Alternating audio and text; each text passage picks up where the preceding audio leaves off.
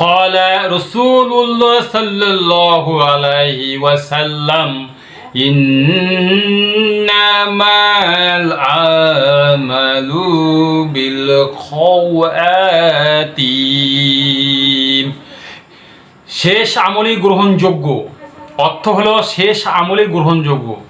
দেখুন আল্লাহ তাআলা আমাদেরকে বাঁচানোর জন্য এই হাদিসটা কত গুরুত্বপূর্ণ, এবং বুখারী মুসলিম শরীফের হাদিস, যে আমাদেরকে প্রথমে আমরা কি করি না করি গুনাহ তো হবেই, পৃথিবীতে কিন্তু আমরা ফেরেশতা নয়, আমাদের গুনাহ হবেই।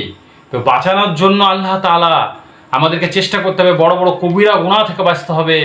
বাঁচার চেষ্টা করতে করতে যদি আমাদেরকে এত সুন্দর হযরত মুহাম্মদ সাল্লাল্লাহু আলাইহি ওয়াসাল্লাম বলেছেন আল্লাহ তাআলার পক্ষ থেকে যে তোমাদের শেষ আমলই গ্রহণযোগ্য, যদি শেষের দিকে যদি আমরা ভালো কিছু করতে পারি তাহলেই আমরা পাস হব ইনশাআল্লাহ।